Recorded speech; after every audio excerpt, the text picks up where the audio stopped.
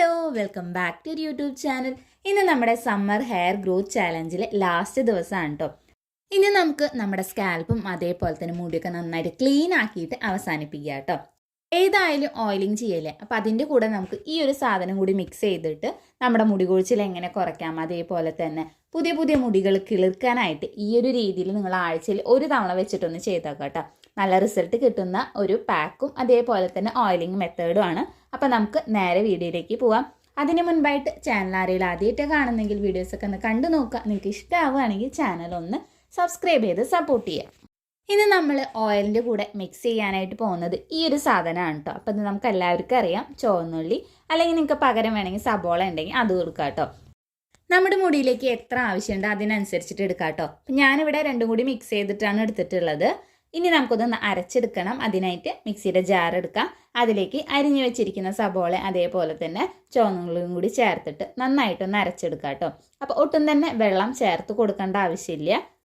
ഇനി ഇത് നമുക്കൊന്ന് അരിച്ചെടുക്കണം. അതിനായിട്ട് ഇതുപോലെ ഒരു ചെറിയ പാത്രം വയ്ക്കുക. അതിലേക്ക് നല്ല വൃത്തിയുള്ള ഒരു തുണി വിരിച്ചെടുക്കാം. എന്നിട്ട് നന്നായിട്ടൊന്ന് അരിച്ചെടുക്കാം കേട്ടോ. നമുക്ക് അരിപ്പയിലും വേണമെങ്കിൽ അരിച്ചെടുക്കാം, പക്ഷെ ഒന്നും കൂടി നല്ലത് ഇതേപോലെ തുണിയിൽ അരിച്ചെടുക്കുന്നതാണ്. നമുക്കറിയാം ഉള്ളിയിൽ ധാരാളമായിട്ട് സൾഫറിൻ്റെ കണ്ടൻറ്റ് ഉള്ളത് കൊണ്ട് തന്നെ നമ്മുടെ മുടി വളർച്ച നന്നായിട്ട് കൂട്ടാൻ വേണ്ടിയിട്ട് മുടി കൊഴിച്ചിലൊക്കെ നന്നായിട്ട് കുറയ്ക്കാനായിട്ട് സഹായിക്കുന്ന ഒന്നാണ്. ഇനി നന്നായി അരിച്ചെടുത്ത ഈ ഒരു ഉള്ളി നീരിലേക്ക് നമുക്ക് എത്രത്തോളം എണ്ണയാണ് ആവശ്യം അത് ഒഴിച്ചെടുക്കാം. അപ്പം ഞാനിവിടെ ഒഴിച്ചെടുത്തുള്ളത് കാച്ചെണ്ണയാണ്. അപ്പം നിങ്ങൾ ഏത് എണ്ണയാണ് യൂസ് ചെയ്യുന്നത് അത് നമുക്ക് ആവശ്യത്തിനനുസരിച്ചിട്ട് ഇതിലേക്ക് ഒഴിച്ചിട്ട് നന്നായിട്ടൊന്ന് മിക്സ് ചെയ്ത് കൊടുക്കാം കേട്ടോ. ഇത് മിക്സ് ആവാനായിട്ട് കുറച്ച് ടൈം എടുക്കും. എന്നാലും നമ്മൾ നന്നായിട്ട് സ്പൂണായിട്ട് മിക്സ് ചെയ്യുമ്പോൾ നന്നായിട്ട് തന്നെ ഇത് മിക്സായി കിട്ടുകയും ചെയ്യും. ഇനി ഇതെങ്ങനെയാണ് നമ്മുടെ മുടിയിലും അതേപോലെ തന്നെ സ്കാൽപ്പിലൊക്കെ അപ്ലൈ ചെയ്യേണ്ടതെന്ന് നോക്കാം. ആദ്യം തന്നെ എപ്പോഴും പറയുന്ന പോലെ മുടിയിൽ ജടയൊക്കെ നന്നായിട്ടൊന്ന് കളയാം കേട്ടോ. നന്നായിട്ട് മുടിയിലേക്ക് ഇട്ട് കളഞ്ഞതിന് ശേഷം മാത്രം ഏതൊരു പാക്കായാലും ഓയിലായാലും യൂസ് ചെയ്യാനായിട്ട് പാടുള്ളൂ. ഇനി ഇതെങ്ങനെയാണ് നമ്മുടെ സ്കാൽപ്പിൽ യൂസ് ചെയ്യേണ്ടതെന്ന് നോക്കാം.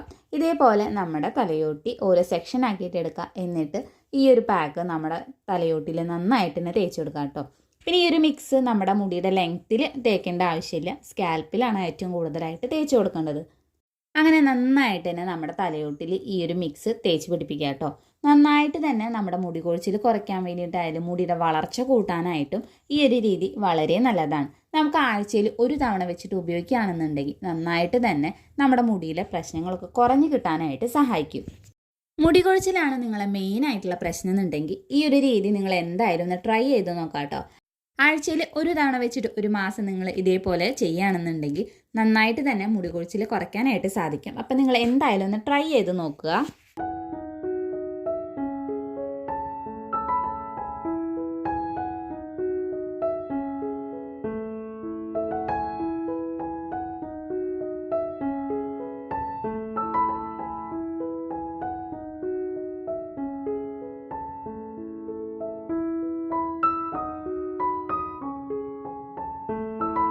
സ്കാൽപ്പിലൊക്കെ നന്നായിട്ട് ഈ ഒരു മിക്സ് തേച്ച് കൊടുത്തതിന് ശേഷം ഒന്ന് മസാജ് ചെയ്ത് കൊടുക്കാം കേട്ടോ. ഒരു 5 മിനിറ്റ് നേരെങ്കിലും നന്നായിട്ടൊന്ന് മസാജ് ചെയ്ത് കൊടുക്കാം.